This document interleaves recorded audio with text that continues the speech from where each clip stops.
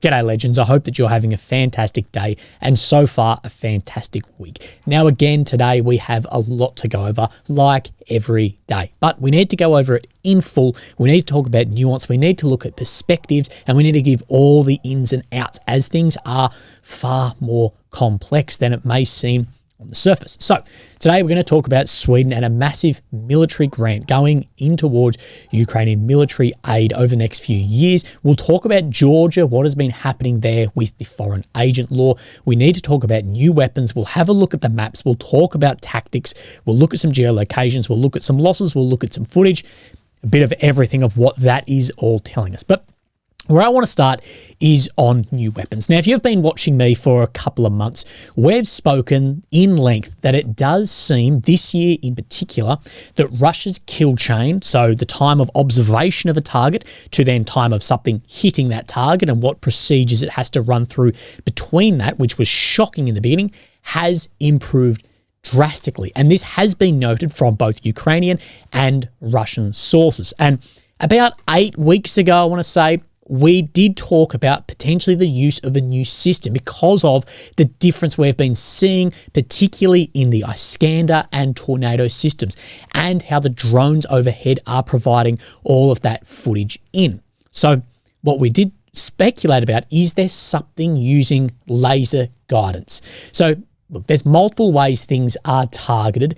but when we'll talk about, say, GPS, GLONASS, or laser guidance, when you fire something GPS, you put in the GPS coordinates of what you want to hit, set and forget, and it's on its way. But that system is easier to jam than laser guidance, but in some ways can be more accurate. Laser guidance is you have a drone in the air or something, if surveillance could be an aircraft or a guy on the ground with a physical laser then painting something. So you're painting something with a laser and then a munition comes in and hits that. What that gives you is a much shorter spectrum of what is talking to one another. So you're talking from the system to system rather than satellite back down, and also can give corrections if something then starts moving. Now the Iskander and Tornado, according to what we know as publicly available information, are not laser guided weapons. And we did talk 8-10 weeks ago that potentially was there an upgrade done to something like this, as we've seen these used much faster kill chain, but also hitting things like helicopters, which we know can move and of course won't be on the ground in areas for then a long time. Of course, these strikes have been on choppers on the ground, but won't be there for long. So I want to speak about that in length. Now, a friend of mine sent over then this, and this may not be easy to see because I probably should have cropped it better, but regardless. I'm an electronics engineer with a PhD, undertook some work aligned with a defense company, but I do not work for one directly. A few weeks ago, I stumbled upon the Tornado S ammunition circuitry video. I noticed that this circuit had too many jumper wires. Jumper wires are something that are frowned upon in circuit design. They are sometimes needed if your circuit has only 2 layers, but if your circuit is multi-layered, you shouldn't need any of these jumper wires. The circuit is definitely multi-layered. The nut and bolt on the left of the video at 701, I'll put that up here, holds the layers together and connects the grounds or VDDs of all layers. So there is no reason for the jumper wires. Now I'm going to put this up here because I don't know what a lot of this is, but I'm sure you guys can put it together. This makes me think that a modification of the circuitry is made at the last minute. It is impossible to say the modification, but it is plausible that Russian engineers MacGyvered an extra sensor to make the missile laser guided. Such modifications are child's play if you're dealing with FPGAs, but for the Tornado S circuit, the processor is an MPGA, which is not programmable. Still, the MPGA might be designed with the possibility of future modification in mind, or some other guidance system might be overridden in favor of the laser guidance. The hardest part of the modification would be bureaucracy. These systems should be tested properly before handing them over to the troops. But in wartime, Russians might have streamlined or pipelined their testing grounds in combat fields. Of course, I'm conjectured a lot here, but any decent non-NATO affiliated engineer can back me up on the fact that there is a possibility that Russian engineers fast-tracked, modified their weapons. So that is just very interesting, something I want to speak about, and something we haven't spoken about for a while in that modification. But again, we are seeing those weapons being more successful on the battlefield, and something else that tells us a bit is at each one of these strikes, be an Iskander in Dnipro, Tornado in areas, we have a drone in the air filming it. Now, of course, one, that is considering that a drone is overhead there, deep in over built-up areas, but secondly, maybe that is being used for propaganda information victories, of course, very important. But secondly, could that then be laser designated? Something, as we know, say the Orlan drone can do, and some other types as well. Same with like the Krasnopol shell. So I just wanted to put that out there, something I did find very interesting. Now, let's talk about a couple of strikes, some AI targeting, and some new weapon systems. So Ukraine is claiming that another Su-25 has been down. No evidence yet has been given. I haven't seen any footage come out or any Russian sources now confirm this, but just to let you guys know, that's what we're seeing from Ukraine. And we have seen many of claims of these recently, but nothing coming up. Same as the two warships that were either both destroyed or one attacked, one destroyed. Not yet. We haven't seen any footage of that, but I'll continue waiting. It's now probably around 100 hours from that first one. But on the line of planes going down, but also laser guidance, different munitions, whatever, we then see a strike today in Dnipro against a Ukrainian MiG-29 aircraft here. Now, these apparently are just laying waste, but this is the MiG-29 then spoken about. Now, the footage is a bit all bloody over the place, but you can see, zooming in and out here, mate, and then where a strike has been conducted down here, I believe. So let's go through the footage. So here's the strike and something burning up here. But again, the footage is really, really not clear, but as well, what we're going to say is over an airfield in Dnipro, there are drones like that. Even regardless of what was hit, that is concerning. And I think even more concerning is, so we're talking up here, is the drones that seemingly are flying very, very easily over Odessa, bringing in those Iskander strikes as well. Is there laser guidance? Is there not? Well, we don't know. About this, then Firebomb said, actually proved that today's attack on MiG-29 at this airfield, not the most beautiful video, don't say, but as I say, they are rich. So again, we will see. Now, we looked at footage yesterday of one of these drones in the Black Sea firing off those multiple launch rockets, and then we actually get a couple of photographs here today. So Sea Baby drone here. We can see then the Starlink systems on top of these. So there's actually two systems being used, but regardless, both like satellite communications, and then these tubes bolted on here, which I would say most likely are unguided rocket tubes. I do question how accurate these would be. They may be accurate to a beating zone. So a beating zone is a zone of which weapons put fire. It's hard to explain. I'll put a graphic up here, but a machine gun has like built-in inaccuracy for suppressive fire. So it creates this zone of fire to suppress an enemy. So does GRAD, so do many other systems. Now this on ground, bolted down like this, probably creates a fairly reasonable beating zone. But at the end of the day, these are going to have a lot of firepower, like a lot of oomph forward. This drone boat is going to be no more than, say, 500 kilograms to a ton maximum. So it's going to be in the water, and the water, of course, is very unstable. So what success will these have unguided? I don't know. That's up to an engineer to answer, but I would say there's a fair bit of this going on. But instead, you're still putting out things maybe for like some reconnaissance by fire, see what the reaction is.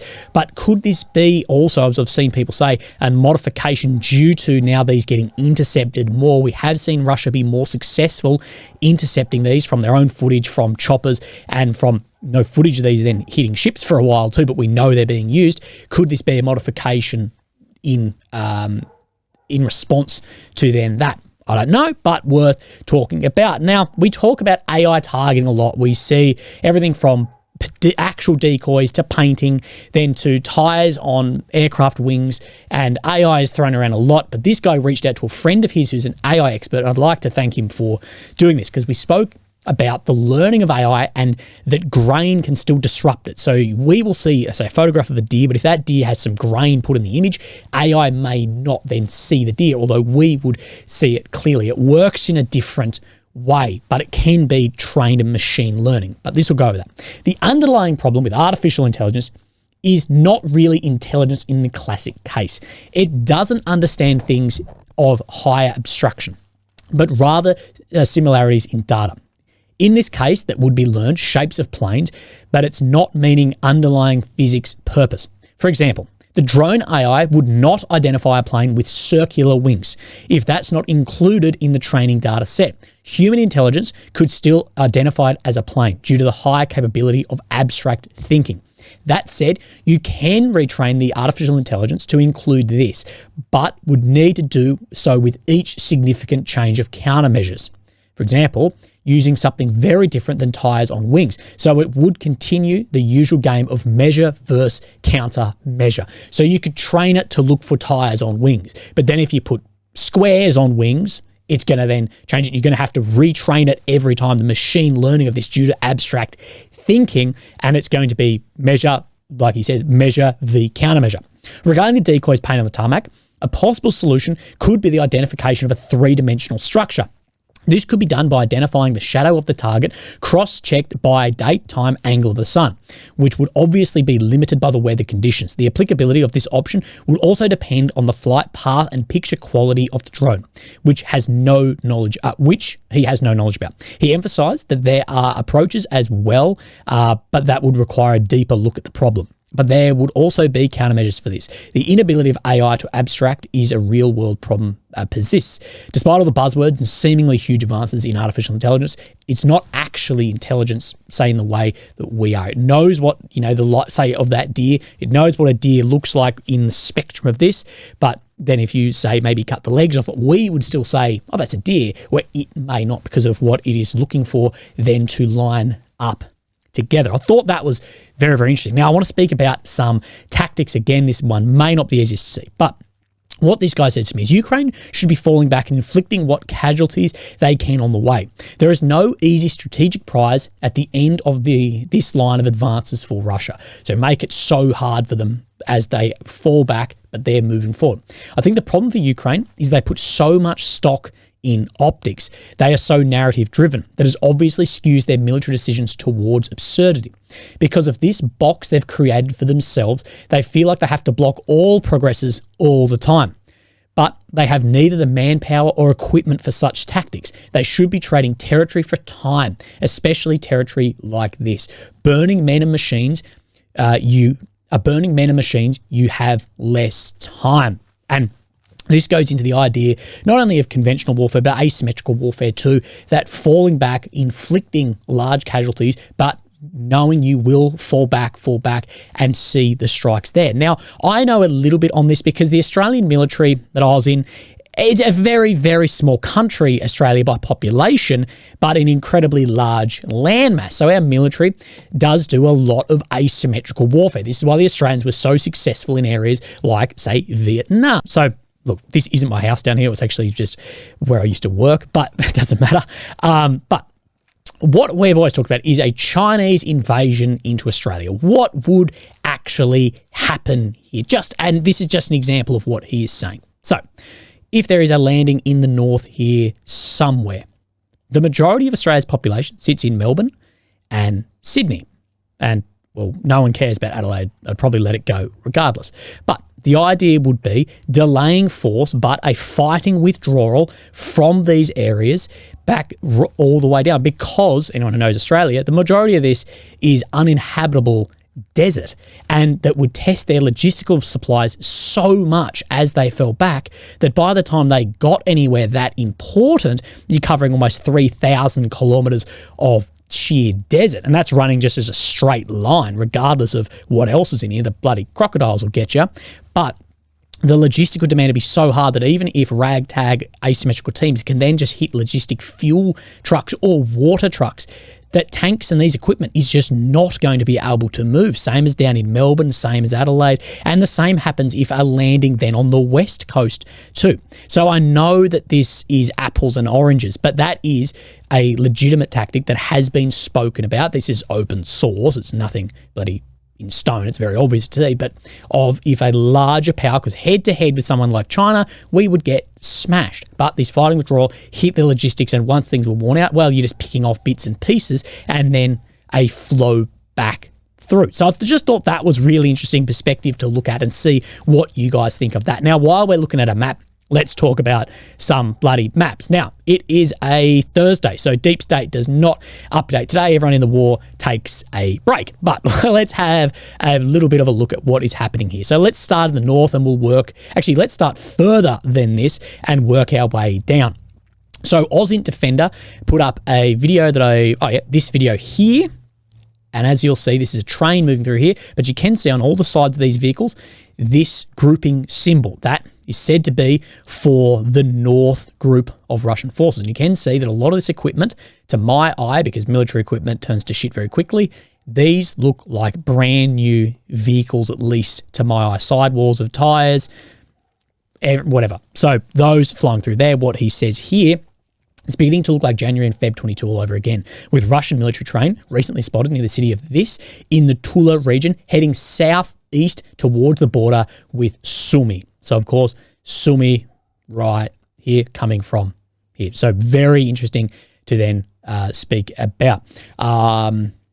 The military equipment seen on the train includes bridging equipment as well as transport and logistics equipment. All have new tactical markings seen recently by the Russian offensive operations in Kharkiv, indicating this operation alongside upcoming offensive in Sumy region are likely larger scale planned by Russia for further operations in the north and northeast of Ukraine. So it'll be very interesting to see what effect this actually has here if they were to open up a front line here. What we don't know is huge problems with corruption and reporting of the defensive lines in Kharkiv.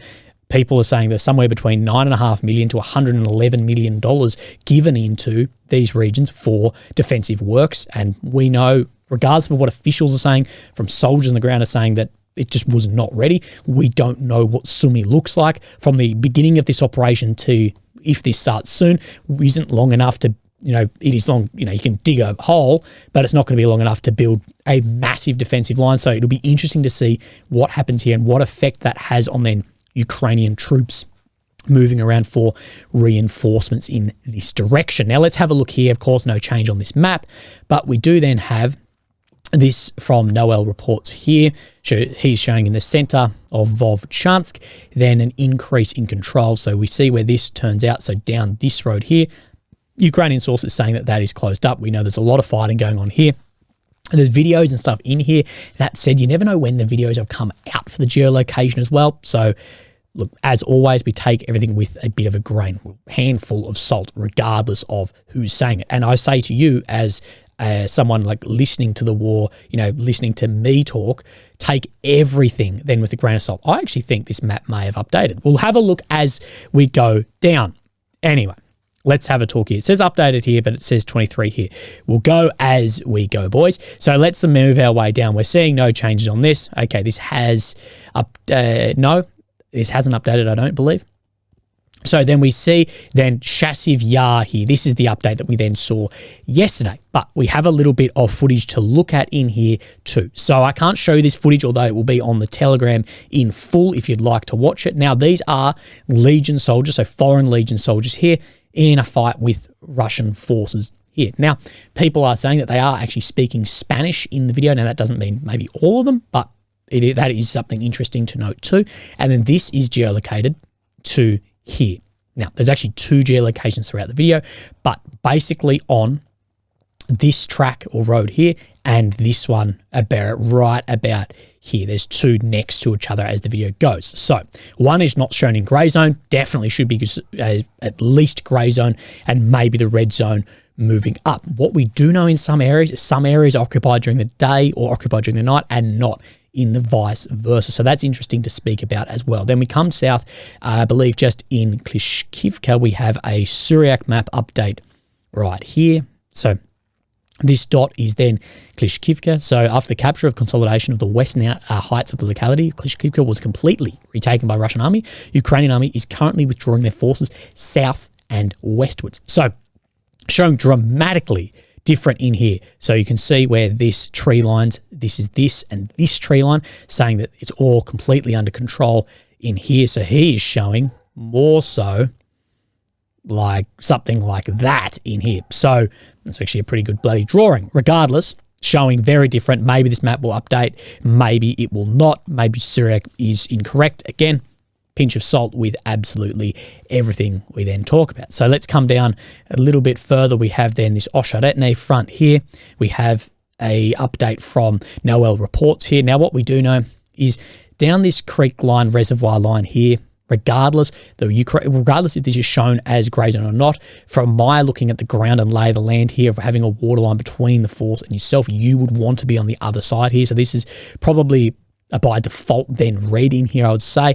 And this is then what Noel reports is showing here too. He's showing basically that this is then closing up in this direction and then these paddocks. It's hard to line up his map compared to others, but regardless, he's showing a lot more control between then this Osheretne front, I know Osheretne's down here, and across to then here as well. So we are seeing some very different changes on that. Now, we'll come down just a little bit further. We saw this yesterday, and then this has been confirmed then by Syriac here, showing this push out to the south of then Netlyovo, Vodiana, heading towards Nevelski. And we have heard about the pressure then it puts on these areas, even Krasnohivka as well down in here. So that is then what we are seeing today. Now, yesterday we spoke that Zelensky was asking why NATO won't intercept Russian missiles over Ukraine. He said, quote, "What's the problem? Why can't we shoot them down? Is it defense? Yes. Is it an attack on Russia? No. Are you shooting down Russian planes and killing Russian pilots? No. So what's the issue with involving NATO countries in the war? There is no such issue." And we spoke about this. But the issue that one of my friends brought up with me is, by this logic then, could Russia start intercepting drones that are providing surveillance, reconnaissance and intelligence then over the Black Sea? Is it defense? I guess. Is it killing NATO pilots? No. So that is a tit for tat that would be argued there as well. And I would say the intelligence surveillance given out here is absolutely critical for what Ukraine is doing. Now, how much is being sent or whatever will be all classified top secret straight off the bat. Be interesting to know to what extent that is happening. For targeting, for guidance, for everything, including drone boats, whatever. That would be very, very interesting to know. But some things in life we will just never know. Now, Sweden has announced $7 billion. So this is the president right here. My name is Ulf Kristersson, and I'm the Prime Minister of Sweden. Today, I would like to address you directly. Also so for ours. Your security and ours, this is what we hear about more and more from NATO, the West, is that Ukraine's fight here is then their fight, that if this was to collapse here, therefore Russia would be walking through areas of NATO, of Europe. Now, as I've said many, many times, this doesn't actually live up to any critical thinking, regardless if you are on the most pro-Ukraine side or the most pro-Russian side. Either if you're the most pro-Russian side, you'd say Russia has shown no indication that that's what they want to do, and Putin has said that he doesn't want to do that. If you're on the most pro-Ukrainian side, that is saying, look, with some weapons and whatever, we can push back the Russians, we can clear all this, blah, blah, blah. The critical thinking aspect comes in and says, well, if a few $1 billion is going to push this back, then the Russians are going to have absolutely no chance at all in threatening any of these NATO Article 5 countries. It just doesn't, I'm sorry, it just, in my eye, regardless of what coloured glasses you put on, it doesn't stand up to that. But again, let's continue. Since Russia launched its full-scale I think that's a Zhezhe Lecour, maybe? I don't know.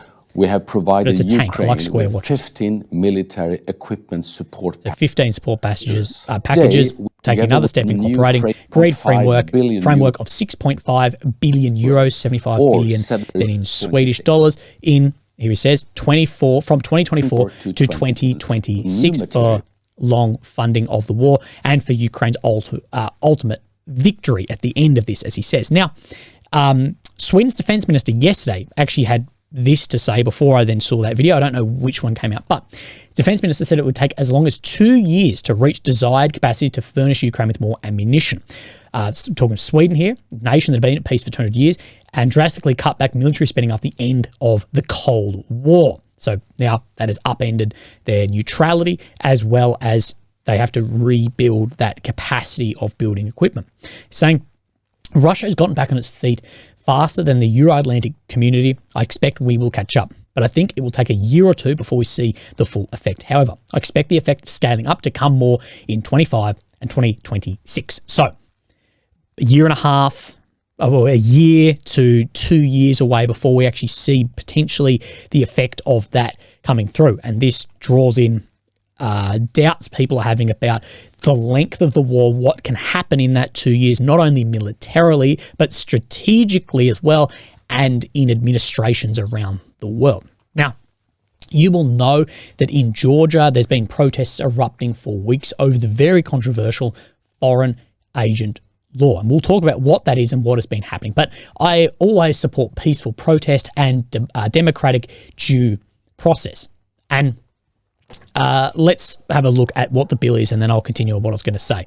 Under the bill, which has passed its third and final reading for 84 votes to 30 on Tuesday, NGOs and independent media that receive more than 20% of their funding from foreign donors would have to register as organisations bearing the interests of a foreign power.